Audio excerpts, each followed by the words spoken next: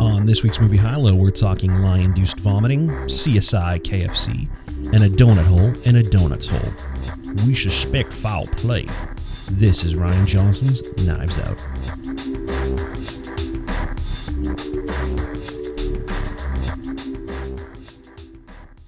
Hey everybody, welcome to another episode of Movie HighLow, a podcast discussing the best and worst that cinema has to offer. I'm Dom. This is Dee. And this week we are doing a really rad movie that was actually a shitload of fun, like a very big surprise. I remember seeing the trailer for this and thinking, oh, this looks kind of cool, but not like... I know. Sorry. Slightest touch. I remember seeing the trailer for this when it first came out and thinking, this looks kind of cool, but not being in any big rush to see it. And now I'm kind of regretting the fact that we didn't see this in a movie theater. This week's movie is Knives Out, directed by Rian Johnson, released on November 27th, 2019. It is a high episode. Says who? Well, the consensus at IMDb.com has rated it a collective 8.0. It's got a 97% rating on Rotten Tomatoes. It was nominated for 1 Oscar and 3 Golden Globes, and is just one of the highest rated movies that came out last year. Yeah, and rightfully so. It was a good movie. It was fun and entertaining. Definitely. I had way more highs than lows for myself for it. Yeah, I mean, I just think that like Rian Johnson's this guy's the real deal. Like this guy's a legitimate. What else did he direct? He directed his first movie was Brick, which was like kind of like noir-esque movie that was like set in high school. Love it. I know you're talking about that. Yeah, and it's like it's like a high school movie, but they're all talking in that like kind of 50s parlance, like that hard-boiled noir, kind of thing in a high school setting, which was really funny. He directed sort of the very divisive Last Jedi, which is the second installment of the most recent Star Wars trilogy, which is actually my personal favorite, but that tends to divide people as far as... More than The Empire Strikes Back? Oh, no. Well, The Empire Strikes Back is my favorite Star Wars movie, but of this new trilogy, The Last Jedi was my favorite one. I know you've been a fan of all of them. And he directed what I would say is probably not even arguably, like inarguably the greatest hour of network television maybe to come out in the past 20 years in the form of the Ozymandias episode of Breaking Bad. He directed that? Yeah. Oh, wow. Okay. Yeah. And he also directed another episode of Breaking Bad. He directed the Fly episode. Oh, okay. Yeah, that's a fun episode. So this guy, I mean, this is a real struggle. This dude's like the real deal as far as I'm concerned. Like I think he's a legitimate filmmaker. He's only about like 10 years older than I am, or that we are. It's like he's kind of our generation. He's in his mid-40s. Yeah, and he's just I've liked pretty much everything that he's done, and this is a movie that I can I really enjoyed it watching it the first time, and I can totally see this growing on me and being something that's even like better and more fun to watch on a rewatch, just because of how like layered and sophisticated it is. But for anyone who hasn't seen the film, let me just do like a quick synopsis here. Should I do it, or because you've done the intro and all that other stuff? Should I be reading something, or is it because you wrote it? You want me to write it and then I'd love you to write one of these. I know, but I feel like I'm not going to write it as well as you. Well, it doesn't matter because you know movies and how to word describing. If them you want to do better. the pre-work, I'd love to see you do a little bit of the pre-work and do the. I know, but it just comes more naturally to you because it's like movies is your second language, so it's like you know how to word it in a way that sounds like the back of a DVD. That I don't. Oh, that's nice. Like, I might a little bit, but kind of a compliment. I can word it like the back of a DVD. I am as articulate as the back of a DVD box. It sells the movie. I like it. It summarizes it, but it makes it intriguing. Like, oh, what's that about? Let's see if I did this one justice. On the day after his 85th birthday party, distinguished mystery novelist Harlan Thrombey is found dead in his home. What is initially presumed to be a theatrical suicide. I'm already fucking this up. Let me start again. On the day after his 85th birthday party, distinguished mystery novelist Harlan Thrombey is found dead in his home. What is initially presumed to be a theatrical suicide, given Harlan's slit throat, has now come under the suspicion of foul play. With the arrival of eccentric private investigator Benoit Blanc, the entirety of the Thrombey family becomes persons of interest, and Blanc's thorough examination will leave no stone unturned, no motive uncovered, and no web untangled. Great success. Is this an original screenplay or an adapted? It's an original screenplay. Because I remember saying to you something about watching this movie and the acting, the performances, all of it, the dialogue, obviously the fact that it's mostly in one location for the most part. I mean, there's some exteriors and some other locations in the movie, but for the most part, it just feels like it was a play, or if it wasn't, it should be. It absolutely, it totally plays like a play. Yeah, it totally feels like because of that exact reason, is that the whole thing is kind of set in his mansion, like in the and aftermath. there are other scenes in other places, but it's not. It's more than just the location that makes me feel like it feels like a play. Yeah. There's a lot. I mean, the performances, the way the dialogue is written, the ensemble, the kind of the economy of production and locations, things like that. That there's all these kind of great, even like guess who's coming to dinner. I don't know. Yeah, I mean, but even like the smaller Death of a roles, Salesman. I don't know. Well, it's definitely got that kind of vibe to it. So I could totally see like watching it how it kind of almost feels like it could have been adapted from a play. But But the other thing I was going to say too, because I was asking about that, was the Benoit Blanc. I actually have a relative, distant cousin in Canada who's named Benoit. It's a French name. Benoit. So, yeah, Benoit. One of my mom's cousin's kids or whatever up there. Is it like a very French? It is. It's Benoit, Pascal, Gerard. Yeah. I'm just gonna say it at the top. Like, I just had such a fucking blast with this movie. This is like one of those movies that, again, like I was saying at the beginning, like I totally could see this being like a mainstay, something that like you pop in every, maybe once a year or something, as just something that like kind of, the more you see it, the more you appreciate it. Mm-hmm. It's like a live action Clue too. That's the other thing. And that's like, so that was one of the things I wrote down, just like as I'm like sure kind of we're not the first ones to have that thought. Oh, of course. Well, even the trailers looked that way. It's definitely like, what is this Clue? it's definitely like, I don't want to say derivative, but definitely kind of cut from the same cloth of Clue. And then didn't we just see a preview for that too, for Clue? I think we watched it. Or was it an old one? We watched it on Prime. We purposely looked at the preview for Clue. But one of the things that I thought was funny, and this is just like kind of a stray note, was a lot of the family stuff, the sort of the family kind of, the little bit of feeling like that the family's at war with each other a little bit, was very reminiscent to me of that film Greedy. Yes, I said that too. I thought it was Greedy, yeah, right? Kirk but I did point that out too, because remember the way they're all at each other's throats and stuff, and how it's like they have to pretend, like even at the beginning of the will reading, when it's like we're all holding hands and making these faces like, oh, our dear father, and then once they actually hear that everything was left to Marta. What? Like how it just changes on a dime. Like now all of a sudden they're venomous. But what I thought was funny is that obviously like it reminded me of Greedy, which I didn't realize was directed by Jonathan Lynn, who also directed Clue. Oh, there you go. So and then of course this immediately, the first thing I thought of when I saw the trailer for this was this looked a lot like Clue. Mm-hmm. So it's kind of like you can kind of tell where some of the direct influences. I've never been like a big Agatha Christie fan, but my understanding is that a lot of this takes a lot of liberties and similarities of like Agatha Christie novels. Regardless, the whodunit, the murder mystery, it's very much like a very distinguished, familiar genre, and you get that. There's people that pay to have a night out. Like there's places that will, and I think that sounds fun. Well, look, we should jump into some of the highs and lows here. I mean, I think the easiest thing to identify without even seeing the movie, like just seeing the poster, I think the first thing that you can identify as a high is this ensemble cast. Like you've got this insane Chris Evans, Jamie Lee Curtis, Michael Shannon, Don Johnson, Toni Collette, Christopher Plummer. Like there's not a weak link in this cast. You've got A-listers, top of their game, just amazing character actors. I mean, Michael Shannon, you put that guy in anything and he's... Want some cookies? How about some more cookies, you? You want some more cookies? Just any random thing that guy says is fucking hilarious. But Bug. Among them, Bug, oh, dude. I love Revolutionary. Then let me see the guy actually did, I'm the super mother bug. That movie's fucking crazy. But I would say, and the biggest surprise, I mean, there's two people who own this movie as far as I'm concerned, and one of them was an enormous surprise to me. One of them I wasn't really aware of, and one was a surprise. I think this is like Daniel Craig's movie. I had no idea that this guy was capable. Channeling Robert Duvall, yes. I just had no idea he was capable of a performance like this. He sounds like Robert Duvall, like he's trying to be Robert Duvall. James Bond doing his southern drawl. Now, it's funny you say Robert Duvall. He sounds exactly like Robert Duvall. I think he sounds like somebody, but I think he sounds like somebody different.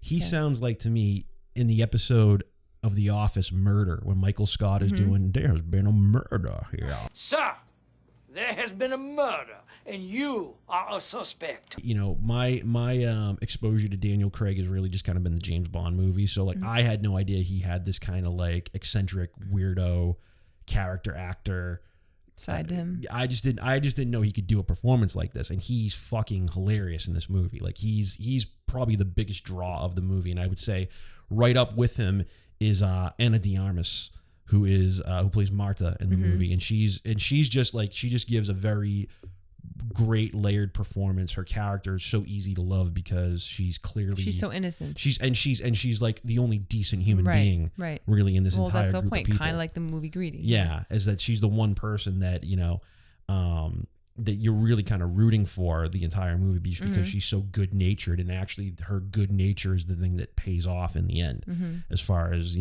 how the movie resolves itself.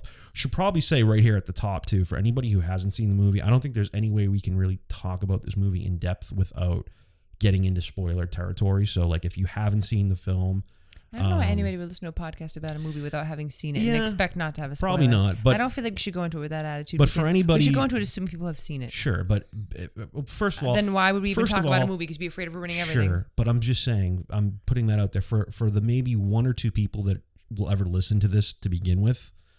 If you are one of the one or two people listening to this and you haven't seen this movie and you're expecting us not to spoil it, like, just telling you now that that's going to unfortunately not be the case. So those two performances I think are like some of the biggest highlights of the movie for me. I like what a ditz Toni Collette plays. Oh, you're like famous. Yeah. What? I read a tweet about a New Yorker article about you. You solved that case with the tennis champ? You're famous. I love there's little nuances to all the different characters. One thing I thought that was so cool with the Daniel Craig character is Benoit Blanc, is when they're first, like, that whole first opening act, which is just kind of like the interrogations, where you're kind of seeing this montage of all of the main characters being interrogated as to, like, it's after now they've buried him, they're just coming from his funeral. The detectives are there to just kind of do like a final formality, like, let's just go through this one last time. It's two characters. It's what's his name, Lakeith Stanfield, the guy from Get Out, and then it's the guy. This is actually Trooper Wagner. I'm going to talk about him more later because he was one of my highs. But it's these two guys who are doing the interrogations, and then you see Daniel Craig just kind of chilling out in the background. And it's so funny because there's this one thing that he keeps doing where, as they're doing the interrogations, every so often he'll just play this one note on a piano. Yeah, and it's like a trigger for Lakeith Stanfield's character to be like, so, what time did you arrive?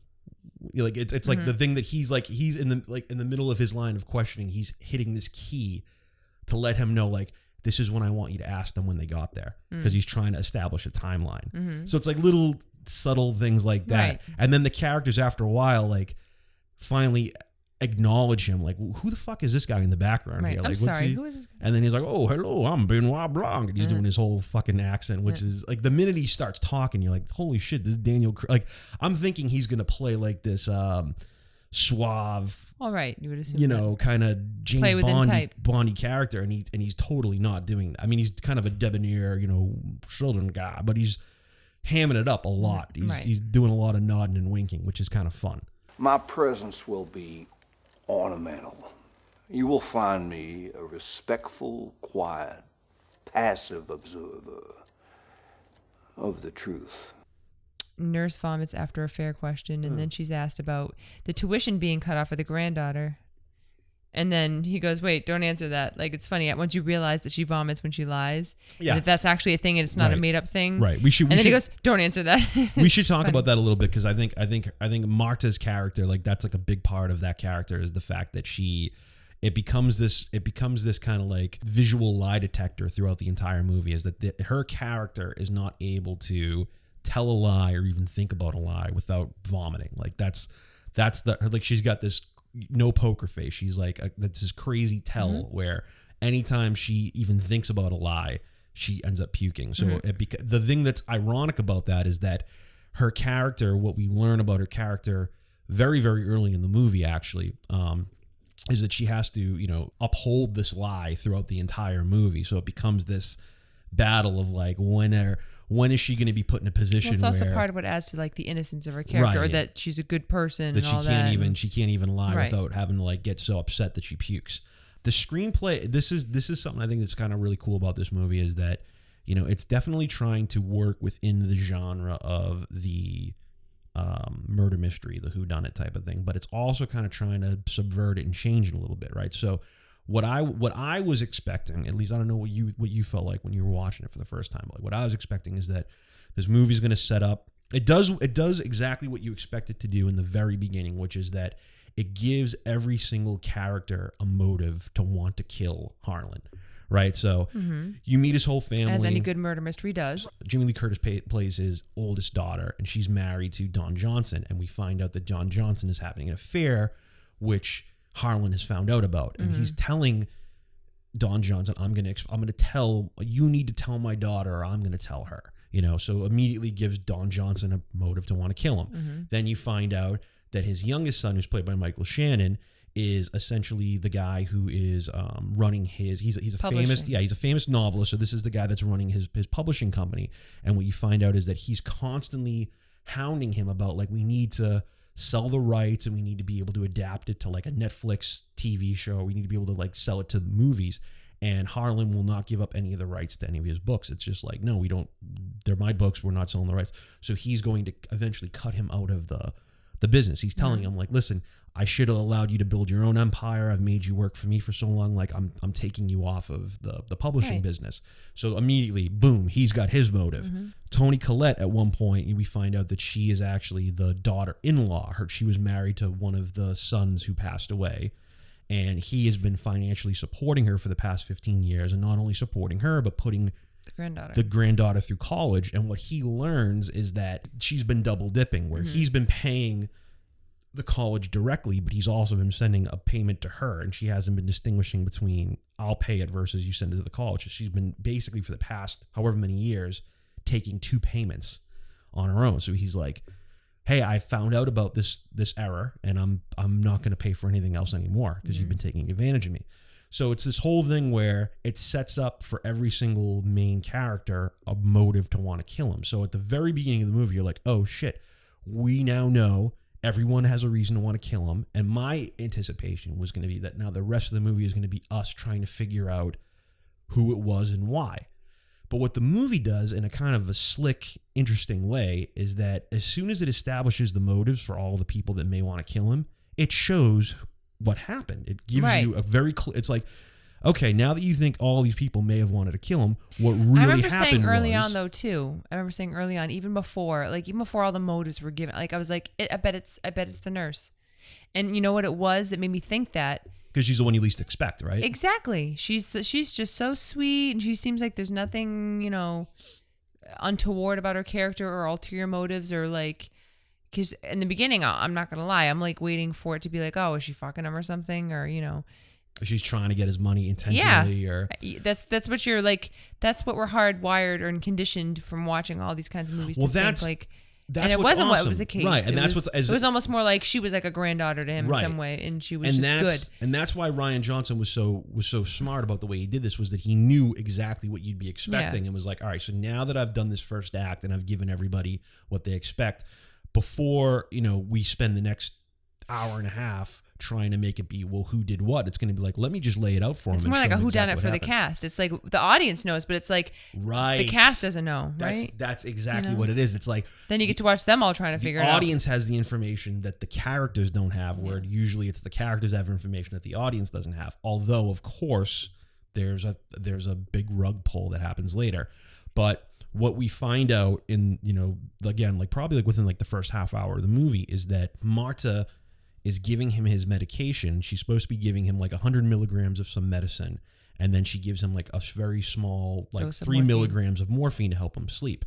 And while she's giving him his medication, she realizes that she's fucked up. She's made a mistake. She's mistaken the 2 bottles. So she believes that she's given him 100 milligrams of morphine and he's going to die. And she tells him, she's like, oh my God, I made this mistake. I need to get this like shot out of my bag to stop your heart from stopping. You're going to die in the next 10 minutes. And of course she doesn't have the shot. And Harlan says to her, this is what needs to happen now. And he gives her an entire play-by-play of what she needs to do to be able to escape the situation, so that the local police will not be able to even suspect her as a possible suspect in this case.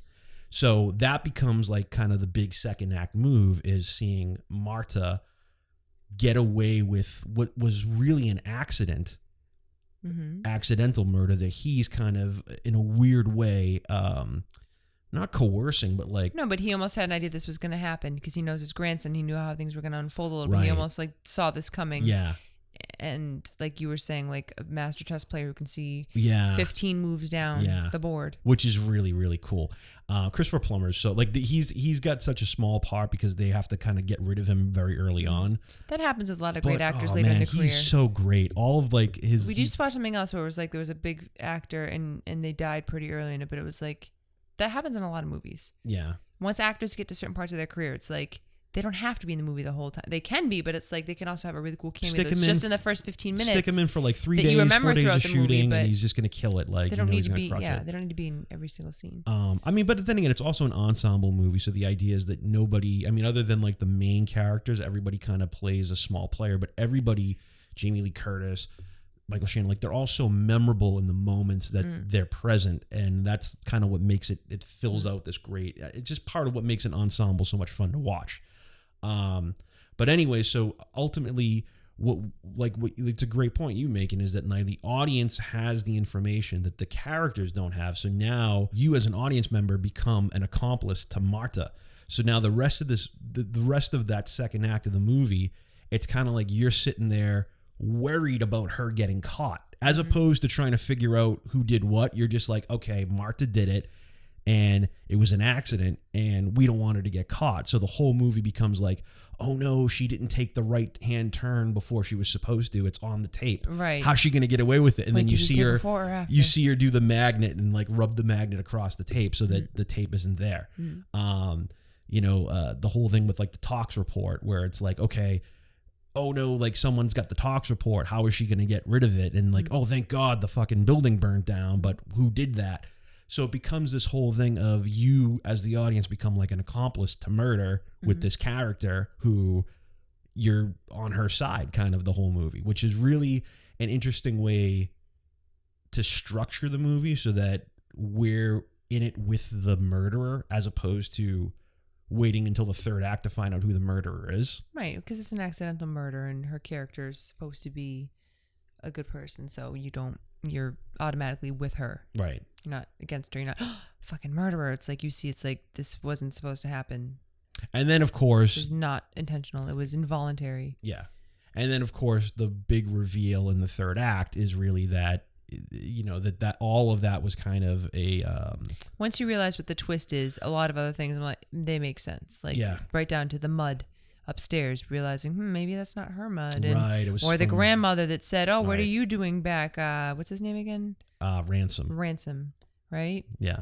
But when she says it, when you first hear that line, you don't necessarily like, oh, she's just confused. She's a confused old lady. She's just a confused old. You don't think anything other than more than no, she's confused. Who knows? She's rambling, whatever. And then you realize later. That because she did see her grandson come back, and it's like there's a lot of things that like once you realize what the twist is, makes sense upon rewatching it. What's really cool about this movie, and I think any filmmaker does themselves a service by doing this, is like, because of how complicated the plot is and because of how much layering has to happen, this is one of those movies that's going to be so great on a rewatch because of the fact that you're going to see a lot of the planting that happens in the beginning of the movie that you weren't aware of on the first watch through when you're just trying to figure out what's going on. One of my all-time favorite movies ever is The Prestige by Christopher Nolan. It's my favorite Christopher Nolan movie by far, but it's actually probably in my top 10 favorite movies of all time. And the reason that I think that movie is such a great movie is for this exact reason, is that you watch it the first time just trying to figure out what the twist is. And, there's the big reveal and you find out what's going on in that film. And then the second time you watch it through, all of a sudden you realize that there were so many opportunities in the movie for you to have figured it out, which is why the line in that movie that's so great is, "Are you watching closely?" It's like the movie is almost taunting you, like saying, you're not, if you're paying attention, you're going to notice that we're telling you the twist of the movie early. Like there's the scene in the movie where when Christian Bale is kind of like the apprentice of one of these other magicians, when he first meets what's the actress's name, the woman that he falls in love with. She's there with her little brother, who's like a little boy, and the guy has to kill the doves. And the whole thing that we know as the audience is that when they kill the doves, they just have these extra doves that are around that the audience like you actually kill one. Says, and the little boy is crying when the dove is dead, when they think it's dead. And the guy makes it come back, and he shows it to him. And he's going, "Look, it's okay. He's all right." And he's going, "But what about his brother?" And it's like, that's the twist of the movie, right? And leave it to a child to notice. They just told it to you. Are you watching closely? So it becomes this great thing of when a director is so, or even a screenwriter is so invested in the script and how the script is structured and how it's revealing information and where it's giving information versus where it's paying it off. You can just tell this is going to be a great movie to watch on a second or a third run. You're going to pick up all kinds of shit that you didn't see that first time out, which is really, really cool. Right. Those are always the most fun movies. Let's take a quick break. Let's come back. We'll do a couple more highs, and then if there's any lows. There's not a lot, but yes. Yeah. All right. We'll be right back. You have not been good to her. You have all treated her like shit to steal back a fortune that you lost and she deserves. You're a pack of vultures at the feast. Knives out, beaks bloody. All right, so we are back. What other highs you have? There's a lot of the way they choose to shoot and edit certain shots. It's for comedic value. And even some of the lines and stuff, there's a lot of like sarcastic dialogue that I really appreciate. I wrote down that I'd liked like the shot where they're showing the night of the murder and they show Jamie Lee Curtis's character Linda she's constantly getting woken up, and that whole thing is really funny. And then when the Marta character says, "I'm going to give you an emergency shot so you don't die in 10 minutes," and then Christopher Plummer goes, "Okay, so no pressure then." Like, the way the line is delivered. Yeah, he's got that dry, all the stuff that I'm saying, basically all my highs are a lot of like funny things in the movie. And my delivery of it is not going to be as funny as watching it in the movie. I'll try to edit in some clips so that we save ourselves. All these things are funny.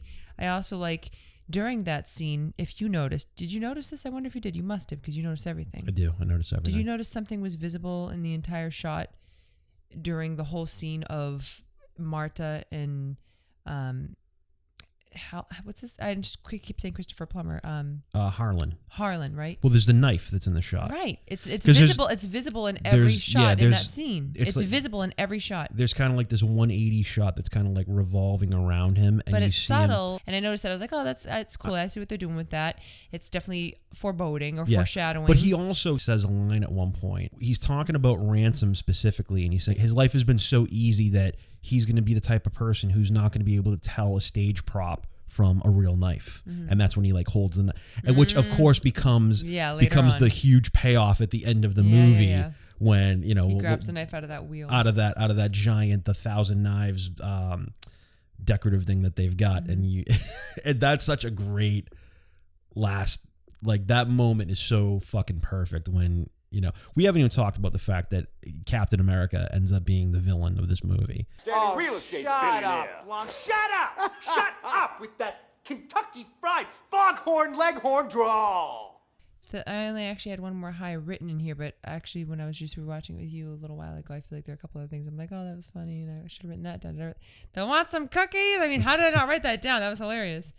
Definitely got to write that one down to put that line in. How about some more cookies, you? You want some more cookies? It's almost as good as, do you want lunch? It's like that. Want some cookies? Actually, you know what my favorite line in this movie was? So at one point they talk about how Michael Shannon's son is, it's one of the actors from It. It's one of those kids from. No, it's like the main kid from It. Yeah. And they talk about it, so he plays Michael Shannon's son. He's just like kind of always sitting there on his cell phone, and everyone's referring to him like, oh, he's this little fucking alt-right asshole, little Nazi douchebag kid. And at one point, he has information that the rest of the characters don't have, because he's in the bathroom the whole time when Ransom is in the argument with Harlan. So he overhears something that becomes very critical to the plot. Sorry. Yeah, he overhears something.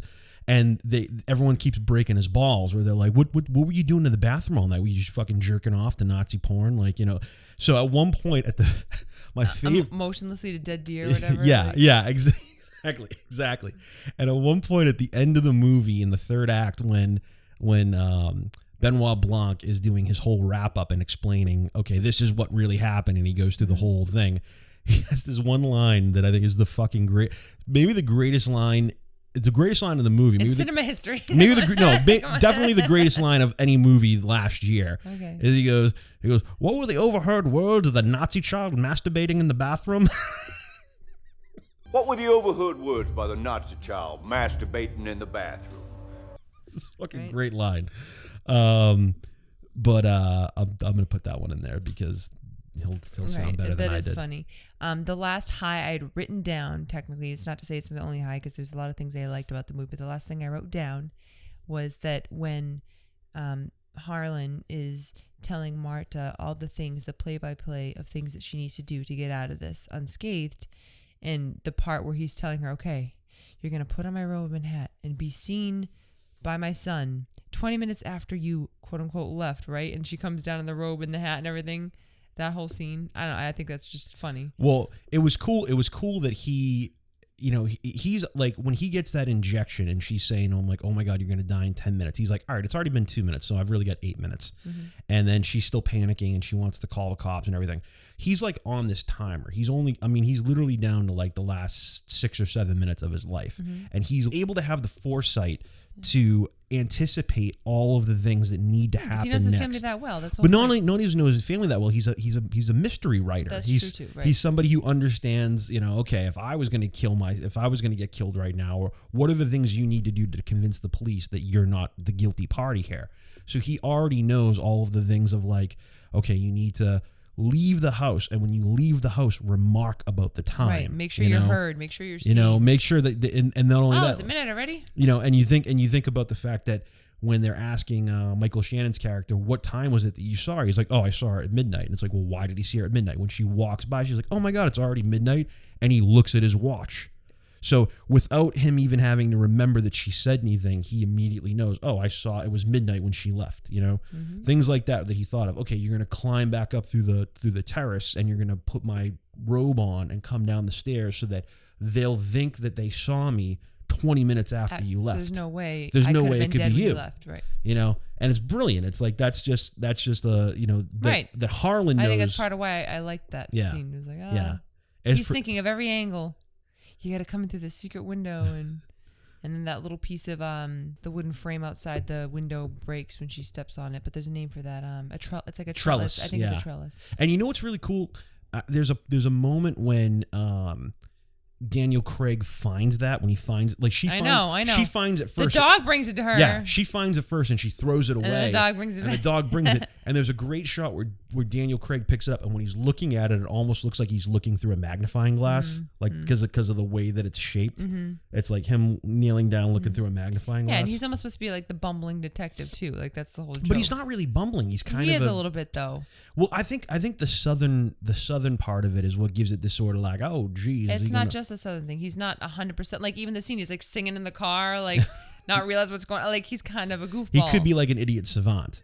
But that's part of the reason why it's so cool that at the end of the movie he figures everything out. Like at the end of the movie she's about to confess to the family and kind of give herself away and renounce the inheritance because she's given the inheritance from Harlan. The whole family's forsaken, and she's going to get the entire inheritance of like his publishing company, his house, all his money, and she's ready to like confess and renounce to them. And he walks in the room and stops her from doing it, and like pulls everyone aside and says like, get the whole family out of the house, but hang on to one person, and who's revealed to be Ransom, who they bring in later, and he's clocked the entire case where he figures out, okay, Ransom was the only person who was told specifically by Harlan that everyone was getting cut out of the will. Mm-hmm.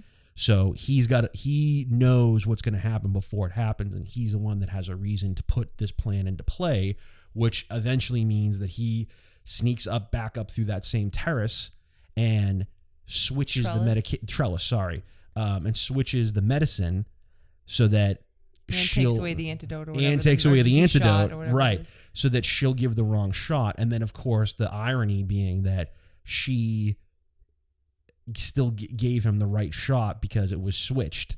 He switched the medications, but she still gave him the right shot because I think he says she knows the bottles because there's a slight distinct difference in the viscosity, the thickness of that makes sense. And she's such a good nurse that when she picks up the bottle, she can feel which one is like heavier. Right. You know, that's cool too. And you know, and that's what he's like. See, you were a good nurse. You even knew without having to look at it. And unfortunately, if Harlan had let you call the police, he would have been alive still. Yeah, he would have still survived because it wasn't actually morphine that he got, which is why the tox report is clean. It goes into all of that great stuff. But the fact that Daniel Craig was so, you know, adept, was like he caught all of that shit, like right down to the point when she asks him at the end of the movie, how long did you know I was in on it? And he's like, the minute I saw you. And he points at her shoe and there's that little spot of blood. Right. And he's like, I saw that the minute I met you. Because there's actually, do you know in forensic science, there's actually blood splatter experts. Yeah, they say it in blood the movie. Splatter experts. Even, it's really interesting. They can do the same with bullets. They can estimate the trajectory of how the bullet, the angle at which it was shot based on how it comes through. It's like somebody shoots through your window. It's like a drive-by shooting, right? I've seen it done. And they put like the string through it and it shows the line of trajectory. Shooting? No, Dom. When they do these shows and they tell the forensic analysis of how it works, and it'll be like a drive-by shooting, and there'll be the entry and the exit, not wound, but the entry of the gunshot wound and the exit of the gunshot. And they'll put a string through the two holes and it'll show the line of trajectory in which, and it makes sense. It's like, okay, so it must have been coming from this angle. It's like really basic stuff, but it makes a lot of sense as to why. And the same thing with splatter. It's like an uncorrupted line of splatter. So you know there was nobody there, because if there was somebody standing there, it would be splatter. It would be... Well, they say that because it would have hit a person and then it would go back where it was... Right. Kind of stuff you can tell. In the movie, they say that. And you can tell if they were still alive, even if they're dead. If the person is still alive with their throat's cut or their wrists are cut, blood spurts because your heart's still pumping. It spits. If the person is dead and then you cut them open, it just kind of spills out because the heart stopped pumping. So it's like, that's also how they can tell, like, this happened post-mortem. Or same thing with, like, you know, there was a body in a river. Is there water in the lungs? No. Then it was a body that was thrown into the river after they were killed, versus is there water in the lungs? Then they died by drowning. They can tell those kinds of things. Well, what I was going to say is that at one point they make a reference to the blood splatter expert, because they say at the beginning of the movie, uncorrupted line as well. They go, you know, this is a clear-cut suicide. And Benoit Blanc is like, really? He slit his throat was slit.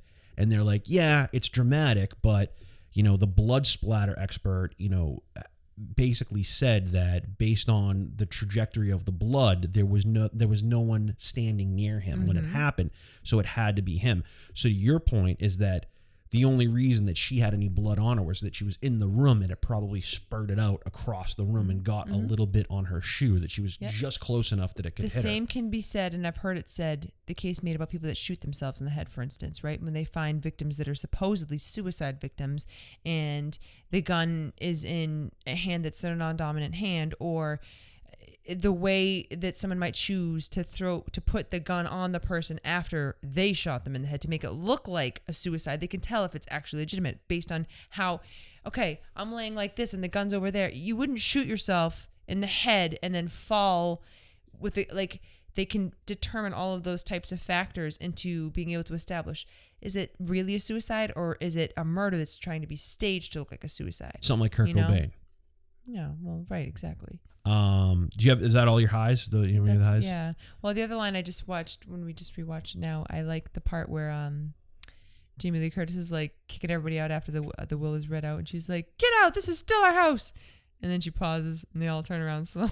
It's like, well, you know, that was I think the last shot. We're the Thrombeys, and this is still our house. Wait a minute.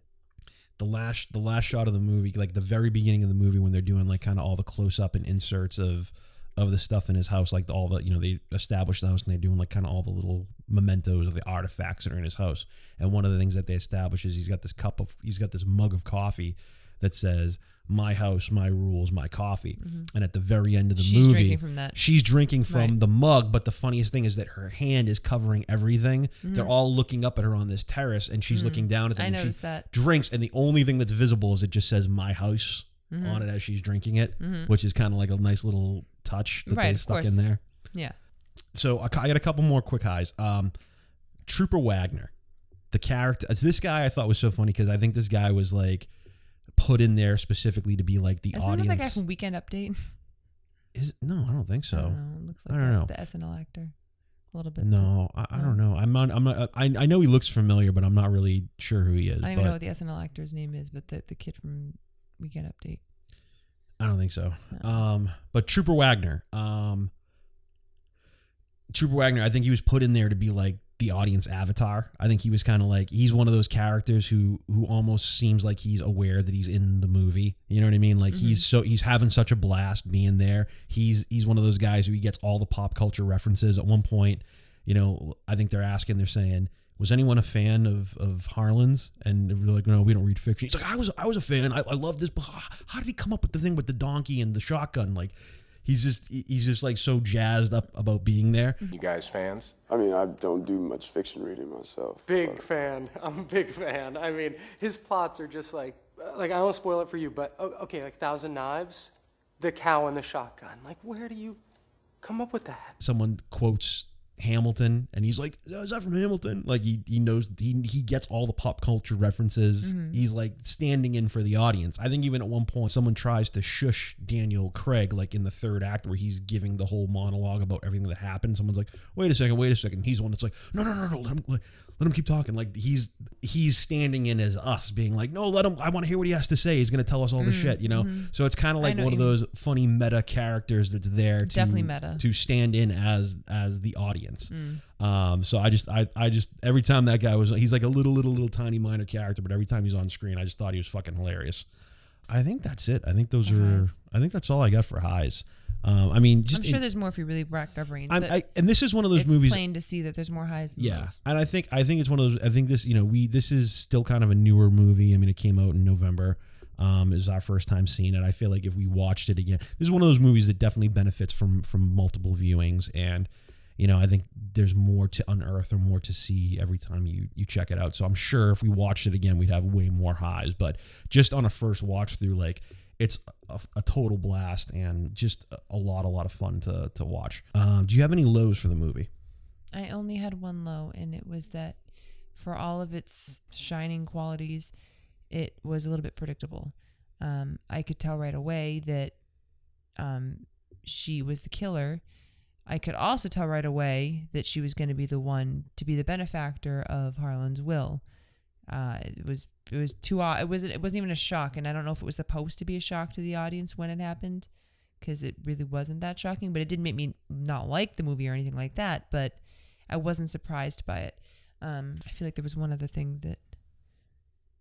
Yeah, no, I feel like there was something else I didn't write down that I was like, yeah, I saw that coming, or I don't know.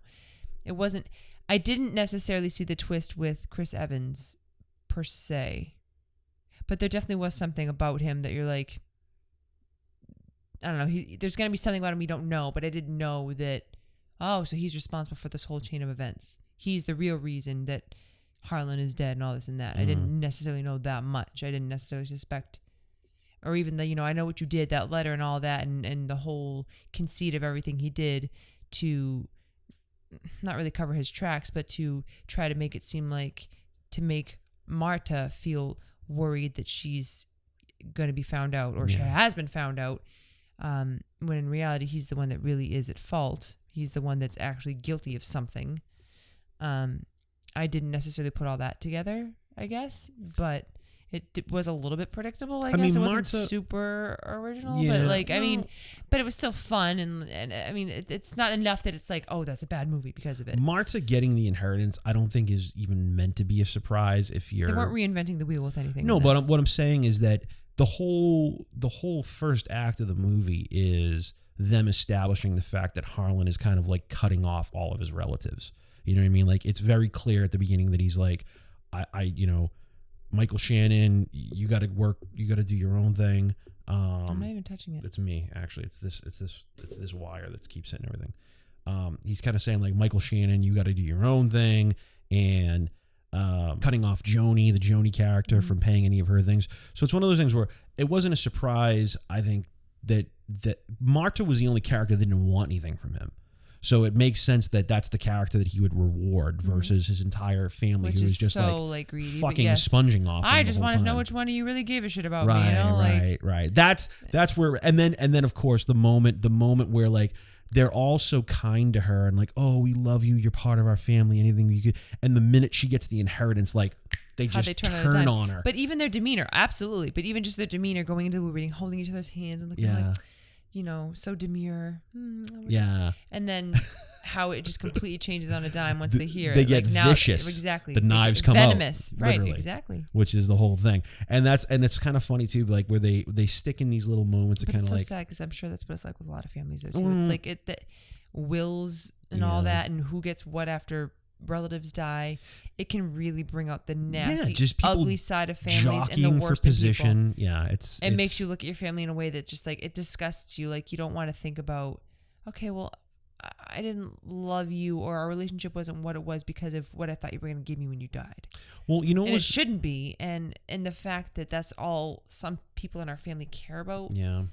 Wow, it's just so disgusting. I mean, the thing that was kind of cool in this movie, at least I felt like there were a couple of characters that I thought genuinely loved Harlan. Like I definitely think that Jamie Lee Curtis's character genuinely loved Harlan. That was her father. Well, that's the thing. Thank you. I'm glad you mentioned that because I did just think of something else I liked that I didn't write down, and I did think of it. And I was like, I'll say it. I like that when you discover that her husband is cheating on her, and her father gets that and is like, I'm going to tell her, and you know this letter and blah blah blah. She mentions early on in the movie we have our own way of speaking to each other, but she doesn't really elaborate what that is. But you get, you know, father-daughter. You know, you'd have your own special maybe code language or little secret hidden language or even just code speak or ways that you talk with one another or behave that, you know, it's our little thing. You know, that's kind of what you think. And then you see at the end of the movie, you get the lighter underneath and it's like all the writing illuminates. The disappearing ink. Right? Yeah, or you could actually, I think you actually can do that with a piece of paper. Like if you have a notepad and someone writes something on the top sheet and then you take it off, there's ways, if you go over it with crayon, for instance, you can actually find out what somebody wrote on that pad. There's ways of figuring out what was written even if the paper was taken off. But it's kind of along those same lines. It's like, okay, I can. But so when the husband sees it and he goes, he's laughing. It looks like it's blank. There's nothing there. It's like she knows. And she doesn't know what he's doing necessarily until that moment. But it's like, when she gets a letter from her father and it looks like it's blank, she knows exactly what to do. He looks at it, the husband, and is thinking, there's nothing even here. He was bluffing or whatever. Yeah. Yeah. And it was so that scene was funny. I don't know if you caught this at the very, very end of the movie where it's that really last cool shot when the camera starts on everyone kind of turning back and looking up at Marta on the terrace, and like the camera starts and it pulls all the way back to show all of them. Mm-hmm. If you it's like real quick, you see it after she reads that letter and she sees that and she looks up at him. It cuts away. It cuts back to, I think, Daniel Craig and Marta having a conversation. When it does that shot, when Don Johnson turns around, you see he's got a black eye now. So it's like Jamie Lee Curtis must have fucking nailed him in the face. I didn't notice that. Yeah. No, it's like you just see it for a couple of seconds, but it's really funny. Like where he turns around, he's got a black eye because she like probably slugged him in the face. It's really funny. Her character clearly loved Harlan and, you know, was self-established. She was one of the characters who like was going to be okay without him. You know, I mean, again, I think they were all just jockeying for position. Or there's a really funny line too at one point where I think when Chris Evans is saying, you know, you think we're going to give up our birthright, our ancestral home, ancestral home, and Daniel Craig starts laughing. He's like, he bought this house in the 80s. What are you talking about? This isn't your ancestral home. This is a fucking house that he bought because he was rich, you dickhead. Right. There's just a lot. Pop your balloon. It's just there's a lot. Bubble. There's so much. I actually feel like even on first glance, you really can't appreciate how good the script is and how good the dialogue is. This is one of those movies that will get richer and richer every time you watch it. So I'm actually. This could be a new kind of favorite as far as the murder mystery whodunit thing goes. Two thumbs up. Fine holiday fun. I do have. All right. So do you have any other lows? That was everything. I actually had to think for a while because I really didn't have any lows coming out of this movie. I was just kind of like, I can't really think of anything I didn't like or anything to really complain about. Right. One thing I did think about, this may be solved, by watching this movie again, just to really nail down exactly what the timeline was. But one thing that I was thinking about is, okay, so there's the housekeeper character who has the toxicology report. She stashes one away, and that's how, that's how she was able to figure out that it was actually the ransom. But what I'm saying is that, so there's this whole scene where she sends the tox report, who we think Marta's getting it. But she's actually sending it to Chris But it's Evans. actually being sent to Chris Evans, right? Yeah. And she's on to him. And now we go back through the entire thing and we reveal what happened. And we reveal that Chris Evans went and met with her first because she was on to him. And he ends up attacking her and injecting her with morphine. And he's the reason that he's the one that kills her, essentially. So where I'm sorry, I'm trailing off, but where I'm going with this is that it's established very, very clearly in the scene with Christopher Plummer that once the injection of morphine is given, they're going to die within 10 minutes. Now, when did Chris Evans meet up with this chick? Because there's a whole scene where like they go Wasn't it the funeral? No, but listen. They go to... You weren't at the funeral, but you're early for the will reading, and they show at the funeral the only other person that was in the house when he comes to exchange of drugs was the maid. She saw him. But what I'm saying when is, did he meet with her after? But wait the a second. What I'm saying is, when Marta gets to her, she's still alive. When Marta gets to, when they're in that that laundry room, and she's like, "Oh, you have this tox report, and whoever you are." Didn't he drop her off? Like they were in the car together, and then he dropped her off or something. And... But what I'm saying is, whatever the timeline is, I don't think he injected her 10 minutes before Marta showed up.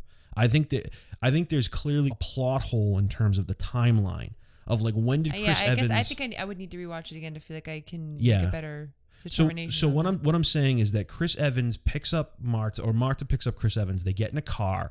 They go to where they think they're going to get the tox report, and you see that building is on fire, and they're both sitting in the car, and they're like, "Oh my God, the thing has been torched." And now he's saying, whoever sent this letter is the only person left that has proof against you. We got to find them. And that's when Daniel Craig sees them and they go on that chase, which actually that's and a then great... she says, "Can we make a stop at this address?" Because she has the thing with the address on it. This is what I'm trying to say. At some point between when they went to the medical examiner's office and saw it on fire, but she was and when in the car. Got there is when Chris Evans got there. But that wasn't 10 minutes. She was in the car with Chris Evans for the entire time, pulling up to that place, getting in that car chase.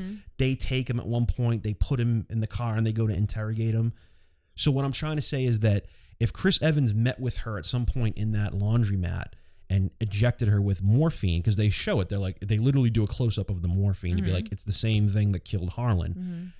It would have had to have been that she would have died within 10 minutes. And it just doesn't seem like it makes sense in the timeline. It would seem like she'd probably be dead already by the time Marta got there. Marta couldn't have got there and found her and revived her or tried to revive her. Maybe. I feel like I have to rewatch to make a better determination on that. And again, it was just thinking about it a little bit more. Was like, is there anything that didn't make sense in the plot? Because I feel like the plot was so tightly written. I feel like I'm remembering that scene, but I'm not remembering, I remember that they pull up at the medical examiner's office. It's Marta and it's Ransom, and they're sitting in the car. And then, she's kind of hunkering down and she feels like she's been spotted by Benoit. And, he starts walking towards the car and then they speed off. And then what is it? They catch up and they arrest him? They go on that chase. I don't know what happens after that, but before they get to the laundromat. So hold on. Let's start it right from the beginning. So the way the sequence starts, the way the entire sequence starts is she's at Chris Evans' house. And she's showing him the thing and being says, "I know what you did." And he's looking at it and he's going, "Okay, it's only the top. It's only the top of it, and that means somebody's got your toxicology report. And if they give this to them, they're going to see that he was injected with morphine, and that's what killed him. So we have to go to the place where this is. Now they must have gotten the car and driven to where the toxicology report was, and the medical examiner's office, and that place is burnt down. So." Think about it like this. Chris Evans and Marta are at Chris Evans' house. Then they're in a car in front of the medical examiner's house. Then they go on a high-speed chase. Then when the high-speed chase ends, the cops take him away into custody. Right. When did he inject her for 10 minutes that she's... That's the only Maybe somebody thing, else did it. It shows the whole scene where she's saying, he's there. Where she's going, I know I she knew said it was Hugh you. did it. She said Hugh did it, but it does show him there. And then she's going, don't come near me.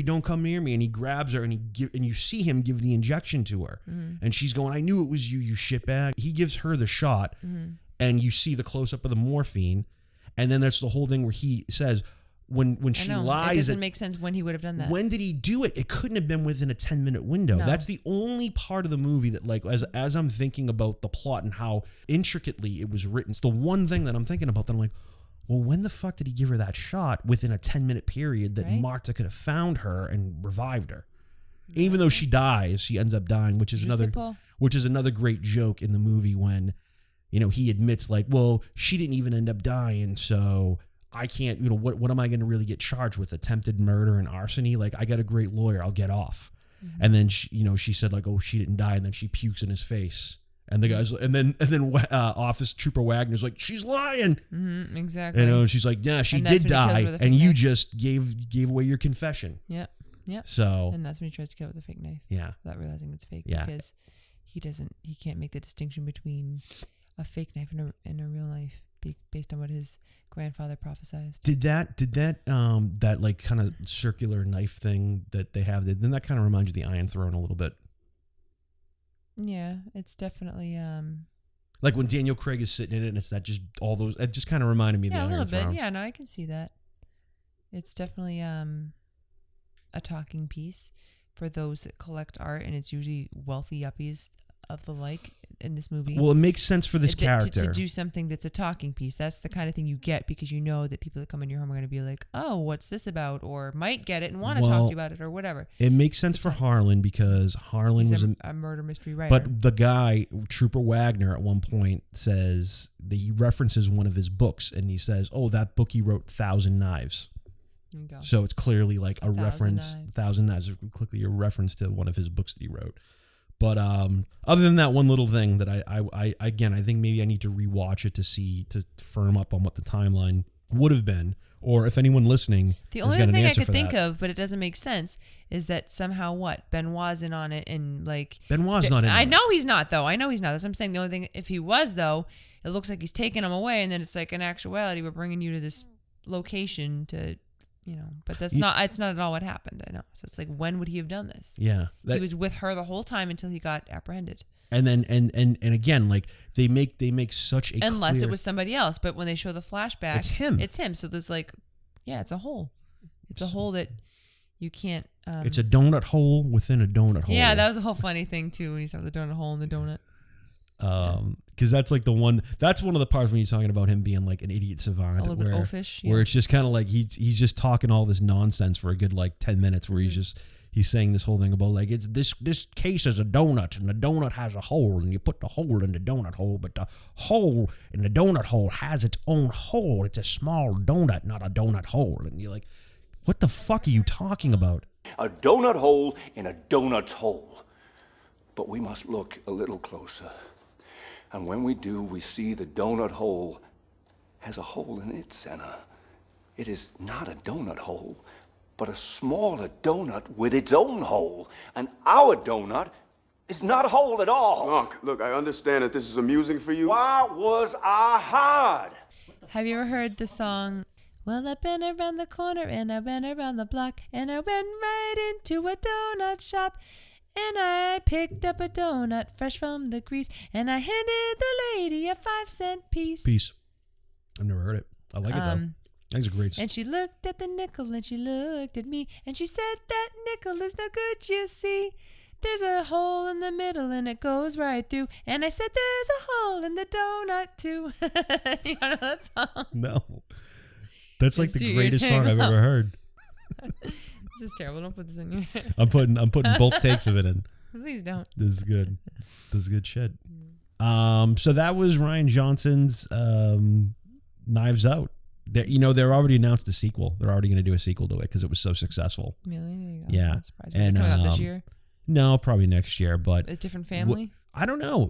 Honestly, it's one of those movies that I don't think needs a sequel. But if Rian Johnson's going to do it, I would be interested in checking it out. I think he's, like I said at the beginning of the movie, I think he's the real deal. As far as like really, younger directors like Rian Johnson, Damien Chazelle, the guy who did Whiplash, these are the people that I think are, kind of like of our generation that are kind of leading the way. All right, so why don't we do the Coin toss. Again, always remind folks, please write into moviehighlow@gmail.com. Let us know your high and low recommendations. Let us know best movies. Again, we're a podcast. And if you'd like to hear Dee do her own history podcast, let me know. Just kidding. There you go. But yeah, please let us know the best and worst movies you've seen, high or low recommendations. Let us know why it's a high, why it's a low. Again, moviehighlow@gmail.com. You can also hit us up on social media, Instagram, Twitter, and Facebook. Please drop us a line. Let us know what you'd like to hear us review, or just a good recommendation. We are always into seeing. Just say hello. And it's heads. So we are going to go back to a classic, Penny Marshall's Big, for next week. Laverne. You've seen Big, I'm sure. Penny Marshall's Laverne. But I'm saying you've seen Milk and Pepsi. We should drink milk and Pepsi while we do it. Because that's what she liked to drink on the show. Together. Isn't that gross? That is gross. She used to drink milk and Pepsi. On Rest in peace, Penny Marshall. I love Penny Marshall. She was funny. Thanks so much for being here. I'm Dom. Oui. Merci, s'il vous plaît, retournez. À prochain. Et Benoit. Bon santé. Au revoir. Au revoir. Au revoir. Au revoir. You're sure it was water? It couldn't have been acid? I already declared you it was too dark to tell. Stop playing games with me. This is not a game. This is my life. There has been another murder. A murder, you say? I do declare. How about some more cookies, you? You want some more cookies? Great. Hey, maybe Harlan left you a cold glass of milk in his will.